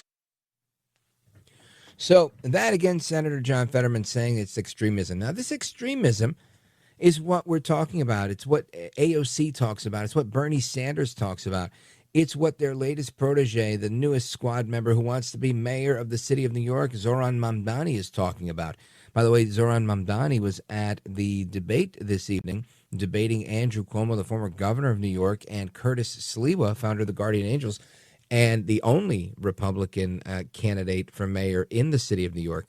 And it was a great debate. I have to say, I haven't had that much fun watching a debate in a while. I was very excited. Obviously, you know, I live for this stuff. This stuff is like sport for me. Some people like the playoffs. I love debates. But I was watching it, and it was really cool to see how Curtis Sliwa handled himself extraordinarily well, despite getting attacked by Cuomo, getting pushback from Zohran Mamdani, as well as pushback, honestly, from all three of the debate moderators, the three anchors that were there, constantly cutting him off, constantly speaking over him, constantly trying to not be... not trying. They were very ineffective in time management. He didn't get nearly as much time as anybody else. And all in all, Curtis Sliwa, the breakaway champion, the winner of this debate, hands down the only one speaking about real policy decisions, real plans to improve New York with facts, with figures, with concrete plans, and not platitudes, not jokes, not one-liners or zingers at his opponent. While he did take some shots and he landed a few good punches, he really, I believe, connected with people. He was the only adult in the room that had a viable answer and had to literally fight to get the answer out because they were trying to shush him up so quickly. So kudos to Curtis Sliwa, easily moving into the number 2 position this evening with the one-on-one race between him and Mamdani. As far as I'm concerned, I don't think Andrew Cuomo, he's been having a very difficult time raising money. He's been having a very difficult time connecting with voters ever since getting ousted as governor because of these sexual harassment claims. And I think it's going to be even more difficult for him after this horrible, horrible performance. Of the 3 men up there, he's the only one that's ever been a governor. Of the 3 men up there, he's the only one that's probably been in this debate format probably a dozen times. And guess what? He is he was a real disappointment, I have to say, an absolute disappointment. So kudos to Curtis Sliwa for landing the shots that he did take and really just knocking it out of the park with the policy stuff. But these town halls, and this one in particular, where John Fetterman at the NewsNation town hall was talking about how extremism is hurting his party. It's that extremism. It's that Mamdani saying we're going to give you free buses when they're not free. Just because you're going to save some money on a bus, potentially, doesn't mean you're going to save money on the bus. Well, what do you mean, Rich? Well, what I mean is somebody's going to pay for it, right? So let's say you take a bus to work, but your salary is $180,000 a year, right? You take a bus out of convenience, not because you don't own a car, but because it's Manhattan and, you know, maybe you live in Westchester and you got to work in Manhattan or something like that, right? Whose taxes do you think are they going to take? You think they're going to take the taxes of somebody that's making $40,000 a year, who probably has more tax breaks than anybody because of their financial situation? Or you, the person making $180K a year? Of course you're going to be paying more in taxes. Why? Because you need more money to run the buses without the revenue from the bus fare. Is that hard to figure out, Mayor Mamdani? Mayor wannabe? It blows me away. He talks about all these savings. He's literally a snake oil salesman. Snake oil salesman. He will sit there in your face and tell you, listen, we're taking 2 plus 2, and we're making 22. It's clear as day. 2 plus 2, 22. And some people are buying it. Because they're like, yeah, well, there's a 1, 2, and there's another 2 next to it. I guess that's 22. They're not stopping to count. They're not stopping to make sense of this. It's an absolute disgrace, but it is what it is. He is running. He's smiling in your face while he's telling you that 2 plus 2 is 22, and he's hoping that you'll believe it. I'm here to tell you don't believe it, and I'm also here to tell you I think that the calls for Andrew Cuomo to drop out of the race for mayor are going to be renewed as of tonight, because it really was a lackluster performance by Andrew Cuomo. Curtis Sliwa really nailing it. A couple of times where he looked a little disheveled. It was because he couldn't hear. And, you know, for those of you who don't know, and yeah, I am biased. I support Curtis. You can ask the people around me how often I say it again, make it louder. When you work in broadcasting and you wear headphones all the time, it does take a toll on your hearing. As many of you know, El Rushbo, the late great Rush Limbaugh, had a cochlear implant because he was deaf in an ear.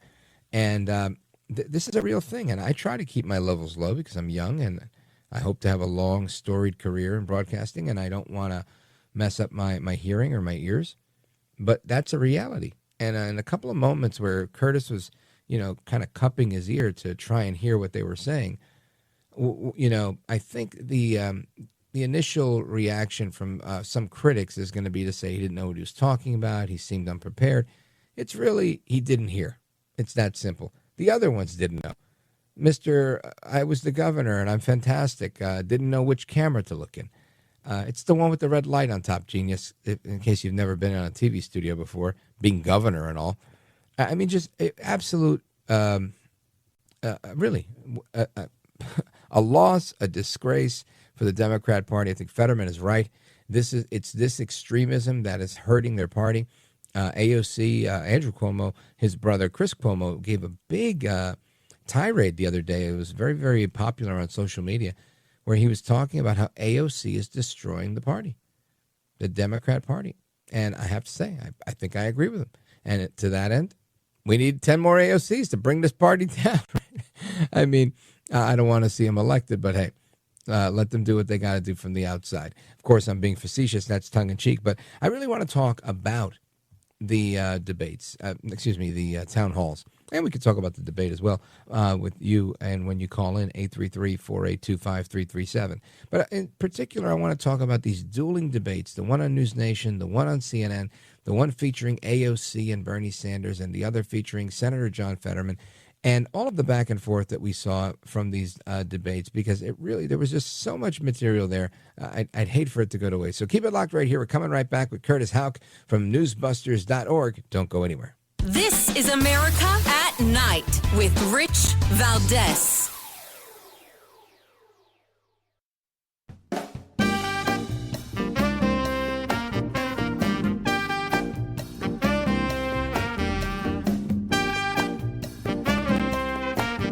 I want to listen to you, Rich, all the time. America at Night with Rich Valdes. How do you think this shutdown reflects on Chuck Schumer's leadership?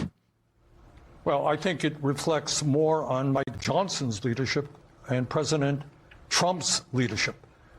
This is a leadership which said it's okay to give well, how do you feel? You tell me. Think it's a good idea to give $1 trillion in tax breaks to the richest people in the country and then make massive cuts to health care for working class people?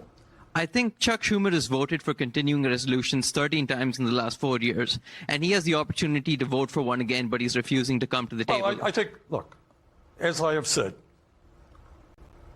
there are 53 Republicans in the Senate, correct? Yes. They need 60. What does that mean? It means you have to talk to the other side. Mike Johnson is not talking. John Thune is not talking. President Trump is not talking. That is the problem.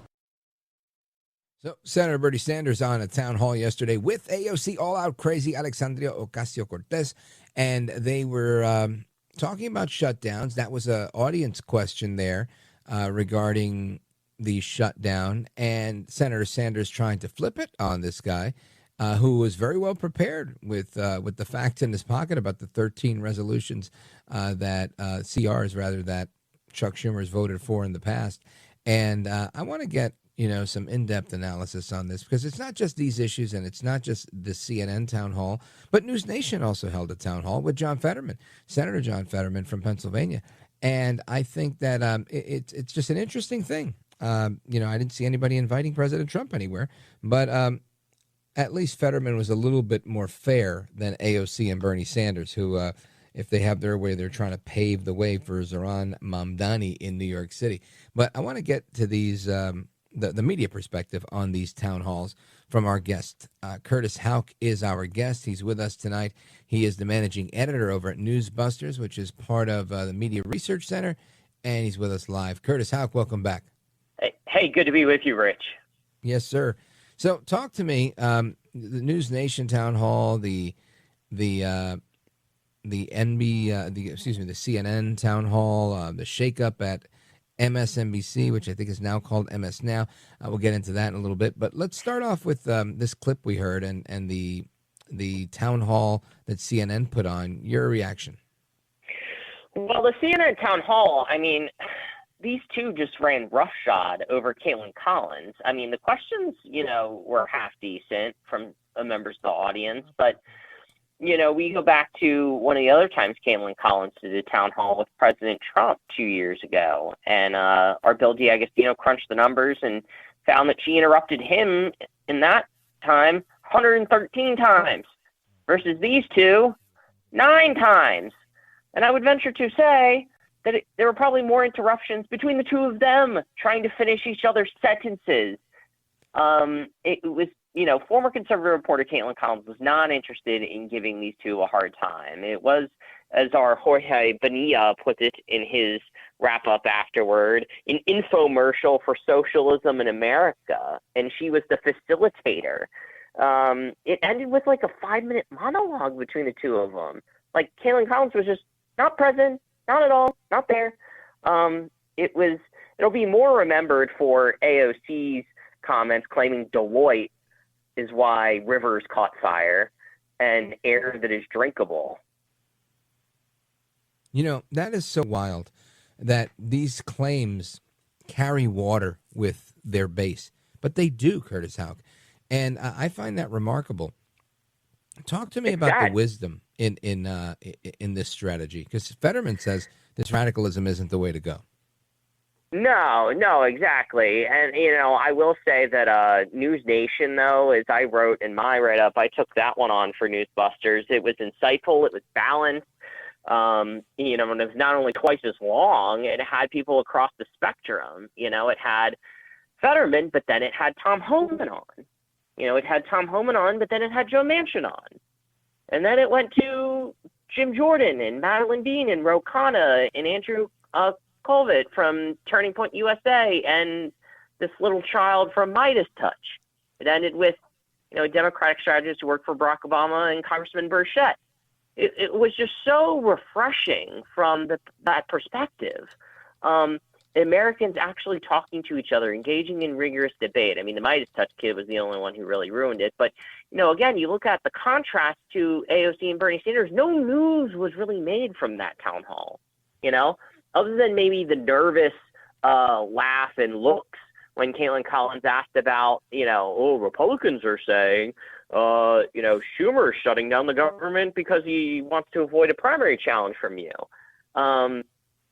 That's the closest thing you got to actually news from that event. Yeah, I think you're spot on there. And I think the choice of moderators, I thought, showed some balance as well with Bill O'Reilly, Cuomo, and Stephen A. Smith, who, while he might be, to the left of center, I think he's got, more balance than... He belongs in the 1990s, Rich. Yeah, right? Back when people were Clinton Democrat, I guess we call it. Yeah. Unbelievable. Now, talk to me about how the impact. What type of impact, whether financial or otherwise, did this have for these networks? Was this a boon for them? Was it a bust for CNN? Was it a slam dunk for NewsNation? It's really hard to say. Whether these two actually mattered. But I think with NewsNation, it's more about, growing their brand. I think people are starting to wake up, I think. Typically, CNN's viewership is going to be under 1 million, which I think is absolutely ludicrous considering, what rival networks, what Fox News is pulling in, what CNN used to pull in. This should pull millions of people, but it's very likely that it's under 1 million viewers, whereas NewsNation's going to be less than that. But I think NewsNation, for being a network that's still only a few years old, still needs room to grow. And I think they're fighting such an uphill battle about trying to be a sane network that does the news how it's supposed to be. It informs, it educates, it entertains. Not everything you're going to agree with, but at least you're there to understand the other side. It's such a difficult battle in this partisan environment that, I really hope they succeed. I really, really, really do. Because CNN is just a dying brand at this point. You saw they're trying to launch their streaming platform again a second time. I just don't think that's going to work out well for them because there's no audience for them. All right, Curtis. We're going to take a quick pause right here, and we're going to come back to you to discuss the MSNBC spinoff and NBC firing some of their staff people. Folks, are coming back with Curtis Houck, managing editor over at NewsBusters. Don't go anywhere. I'm Rich Valdes.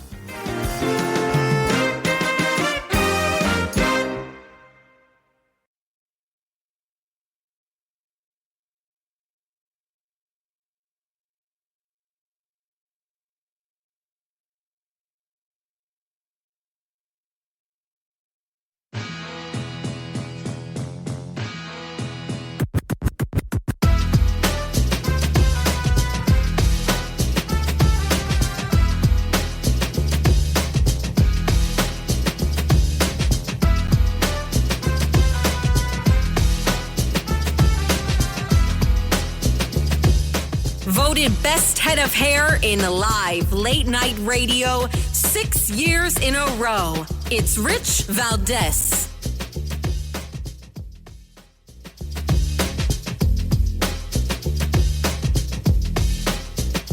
we got to think about this task that's ahead of us right now. I mean, we have an authoritarian government in this country that is trying to destroy the democracy, and millions of Americans are standing up to try to preserve the democracy and defeat this authoritarian movement. This is something that is not going to be a quick fight. This is something that is going to take discipline. It's going to take a long time. It's going to take us making mistakes, iterating, sticking with it anyway, doing the drudge work, doing the dirty work that it takes to get movements like this over the finish line, even when you don't get recognized for that movement. And we just need to start thinking of ourselves that way, I think, in this country. That is Rachel Maddow from, I think they used to call it MSNBC. I think it's now called MS Now. I honestly don't know. I haven't been on their website since probably Election Day. But I want to get into this because there's some interesting news coming out of there with people having to exit, right? People losing their jobs over this change, over this shakeup. Curtis Houck, who is with NewsBusters, he's managing editor there. He's with us. Curtis Houck, tell us more.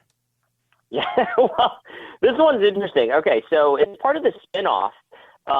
In just a few days, we are now, I think, by the 20th, all NBC correspondents will no longer be appearing on MS Now. There will no longer be any sort of cross-pollination cohabitation going on. Earlier this month, political correspondents stopped airing on the two networks. So along with that, there's been, a lot of redundancies now between the two networks, or people that had multiple jobs, more so with one network and some doing things on the other network. They've ended up being cut. At NBC News, on the other side of the ledger, they've cut 150 journalists. They've shut down woke verticals as in like subsections of their website. NBC Black, spelled BLK, NBC Asian America, NBC Latino, formerly Latinx, and NBC Out for the LGBTQ XYZ individuals. And of course, the left is reacting to this by saying, oh, they're caving to Donald Trump, and oh my gosh, this is the war on the media. Well, that's because he's an authoritarian fascist. Yes, with dementia. With dementia, who goes after his political enemies. and that's the reason this is happening. Not because I think they've figured out that this doesn't sell in America, it doesn't play well. Isn't it wild that they'll blame Trump to try and course correct when they realize we messed this up? Yeah, let's think about this, Rich. Report the news. What? That is really what they're asking for here. Americans are asking for. The trusted media poll that came out a few weeks ago with Gallup, 28% of Americans either have very little or no trust at all in the mainstream media. You would think by that point, once you cross below 30% and you start getting into the 20s of your approval rating, you might want to do something. You might want to take dramatic and drastic measures. And this is one way to at least pretend or put on the idea that you're trying here. This should be a very easy fix. But we'll see. We'll see what happens with NBC going forward. And MS Now and Versant is the name of the organization. It has sent out a thing about ethics and standards a few weeks ago. I encourage folks to check it out. Things like integrity and accuracy and fairness are part of their new core principles, which I think is just utterly laughable, considering, the person you played coming in here to this segment, Rachel Maddow, who spent years spreading claims without evidence about Donald Trump being a Russian agent and the Steele dossier being verified, when, of course, we knew it was, it made the grocery store tabloid seem like, real works of serious journalism of yesteryear. So, Curtis Houck, we're about, I think, 28 days away from the official launch of MS Now, or which I'm going to call for now, MSNO. And this seems to me, I don't know, somewhere this is going to go to die, right? It seems like it's being left for dead. Yeah, I mean, my source for news, opinion, and world, I think is the spelling of the new acronym, because Comcast knew that, yeah, we've tolerated you for long enough, but we don't even want people to think we're associated. We didn't want to think that we used to be affiliated. So we're going to make you change your logo and your name. I mean, that just must suck. Like, I mean, just imagine thinking that nobody wants you. Nobody wants to look back fondly on your relationship. You know, it's white, elderly boomers. That's their core audience. They don't really have an audience on social media. Yes, I know that is racist, but, you know, sometimes the truth hurts. Curtis Houck, I want to get your take on this no kings stuff. Do you think once we get our no kings rallies coast to coast nationwide, does that reopen the government? Do the Democrats capitulate, or are they going for the long haul here, letting Trump continue to issue reduction in force notices? I mean, I think they're in this for the long haul. I think, or at least some of them are. That's definitely the sentiment from AOC and Bernie Sanders, that they want to keep going with this. You know, and there's reports out of Axios today from my home state of Pennsylvania that folks want a primary. Democrats want to primary John Fetterman if he were to run for re-election, because things like this issue, they say, no, we can't have that. You know, we cannot allow people to want to reopen the government and then negotiate in good faith on what we want and let the chips fall where they may. No, we must keep the government hostage. It really is remarkable. I do think we are in this. The No Kings rally, an absolute joke. The principled conservatives, Richie, must make sure they're clear. The communists are going to be there. That's very exciting. And the principled conservatives. It really is a diverse group of people. Although I will, in the Washington area at least, it's going to be a lot of, again, very old white people. Well, I got love for everybody, Curtis Houck. Now, let me ask you, what's next for you guys at NewsBusters? You always have something good going on. What's coming down the pipe? Well, we've been keeping tabs on the Jay Jones scandal. You know, we're looking to maybe have an update on that. We had a story last night about NBC Nightly News finally covered it outside of the Sunday show context because they were the only ones that covered it on their Meet the Press a few weeks ago. But unfortunately, by about a 4-1 margin, they talked more about that dumb young Republicans group chat and those dumb losers there instead of Jay Jones text fantasizing about murdering the children of Republican opponents. So we have that. We're going to be looking at that as we get closer and closer to the election, and then obviously what's going on in New York City as well. All right. Well, I'll keep my my eyes peeled to see what's going on there. I'm always looking for what the latest is, in particular with that story, the Jay Jones story, because I think it's so interesting, right? He kind of really doubled down and was like, no thanks. And what really made it, I think many people can get caught on hot mics and this and that, and people are more forgiving than you think. But this one was like, whomever his boy was, his friend, that was like, are you serious? You're talking about the kid? And he doubles down. He's like, yeah, it's the only way they learn, by pain. That is wild. Like, I think everybody should kind of be appalled by that. When a friend calls you out and you double down, you're really making your bed in that case. And thus far, he's really refused to genuinely apologize because he believes that it's turning out the base by just talking about Donald Trump. And in their debate tonight with incumbent AG Miyares, that was really the theme. It was something Donald Trump, something Donald Trump. And Miyares correctly pointed out, this shows, A, you're not really sorry, and B, it seems like you want to run for Congress because Attorney General at the state level is about enforcing the laws and keeping people safe and like fighting, mass fraud and things like that, not trying to put Donald Trump in jail. We know how that worked out for Letitia James. It is not going well for her. Right. Well, it's not working out for this guy Jones either. He's lost his lead. I think it's very plausible that the two Democrats at the top may win, but he may lose, which is very embarrassing when it's a 3-person ticket and you're the only one who loses. Yeah. Well, let me talk to you about that. What do you think is happening here? Because my opinion, I don't believe Abigail Spanberger is a very I don't want to use attractive, but I'm going to use that word. A candidate with a lot of gravitas, my opinion. I could be totally wrong. I think Winsome Sears has more sizzle to her steak. However, I feel like she's not connecting with messaging. I Yeah. don't know. What's your take on that? Well, I know that, behind the scenes, she's undergone multiple staffing changes in the campaign, and that's never good. And I think she has had a few challenges. First, trying to follow Governor Youngkin, who has the gravitas, who has the personal touch, right? Who, with the sweater vest campaign, that was so ingenious, and it was very captivating. So to follow that is really hard. But also, Spanberger, there's a lot of folks in Northern Virginia that fit her bill.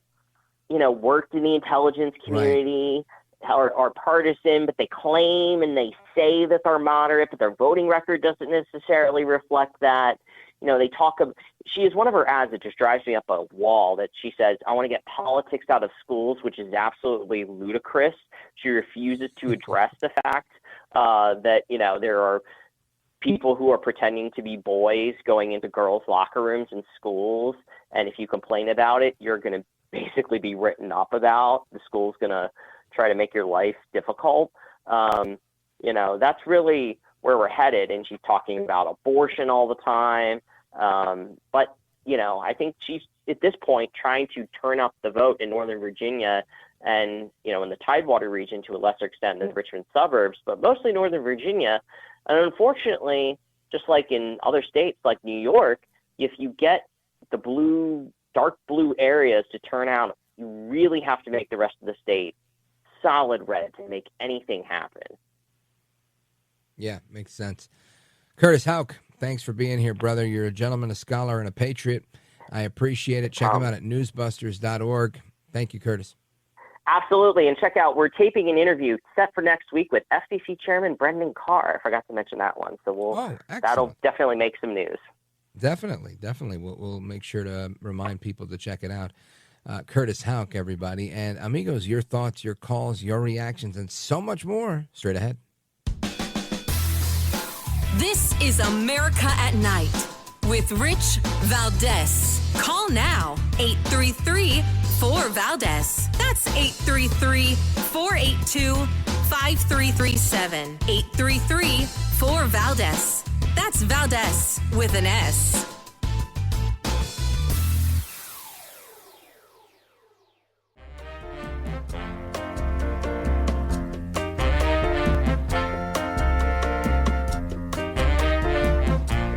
You have given us the voice of hope. You give us hope, and we thank you so much for that. You make things seem brighter. America at Night with Rich Valdes. Trump is looking to cause mayhem and lay the foundation for actions far more craven. We cannot accept any of this as normal, and we cannot remain silent. We must continue to call this what it is, a dangerous power grab that echoes the rise of authoritarianism and authoritarian regimes throughout world history. That's Governor J.B. Pritzker, and I've got to say, I don't think I've ever seen him silent. I don't think I've ever seen him with his mouth closed, period. Whether he's probably eating, because it's not easy to be that big without eating, or sharing an opinion, right? It's kind of like saying me with my mouth closed. I'm always yapping. He's always yapping. I don't know what he's talking about. We can't remain silent. Who's been silent? People have been trashing Trump as long as I can remember. But J.B. Pritzker here talking about the rise of authoritarianism. And listen, they're going to keep saying it. I don't think it's working. Who it works on? I think it works on the base. The Democrats, this is their preconceived notion of Trump anyway. He's a dictator. He's this. He's evil. Blah, blah, blah, blah, blah. I mean, it's almost a foregone conclusion that anybody who isn't a liberal is a fascist, right? An authoritarian fascist. That's how the media views this. And it's sad to think that, that's the case. They're slowly but surely trying to redefine the definition of fascism to make it fit their political agenda. So that if you disagree with them, you're automatically a fascist. Really blows the mind here. But let's go to the phones, shall we? Because we have a couple of people here.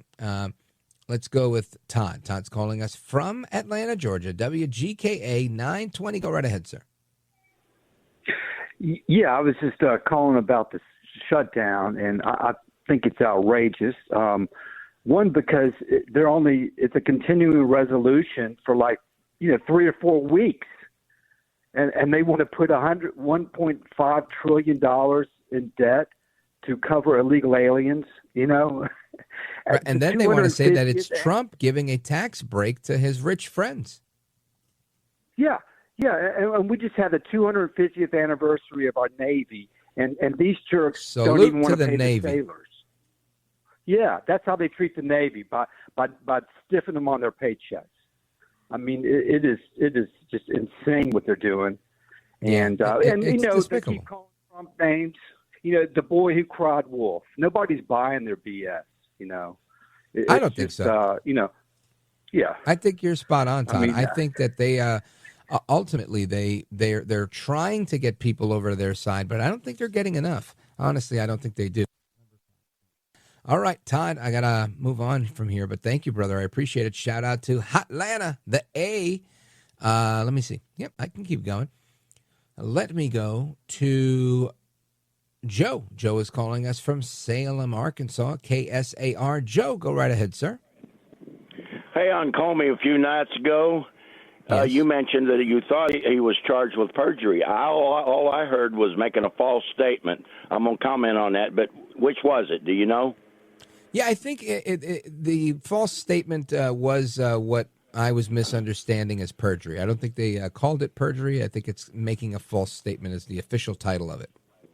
Okay. My studies show me that when they're going to try to get somebody off, that is a perjury is lying knowingly with intent and swearing, where a false statement doesn't have the extra language in it, and it's a lot lighter charge now in most states, and of course that's federal. I think this is how I think what's going to happen. Somebody made it easy on him, and they'll trade. They'll make a plea. He talks about a jury. He ain't going to have a jury trial. He's going to trade, making a false obstructing justice for the false statement. And that ain't too bad. So how about probation? And I don't even know if he'll be convicted felon, depending on the judge in that case and everything. Even though the people at a jury trial by jury, not jury trial. He keeps saying jury trial. A jury trial is different than a trial by jury. Our forefathers, they knew the language. A trial by jury is the jury rules on facts and law. A jury trial, the judge determines the law.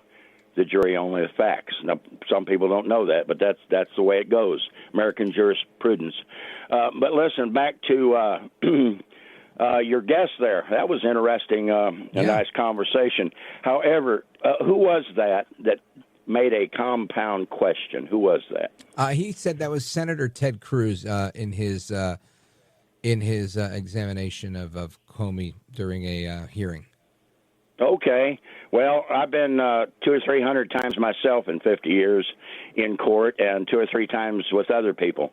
And I've seen that come up very few times because in the Mid-South down here, these judges, they make it clear to the attorneys, and they will to a pro se like myself, too. Yeah, they do that all the time. I got to take a pause right here. They'll take advantage if you let them. Folks, we're coming right back. Joe, thank you. Don't go anywhere. This is America at Night with Rich Valdes.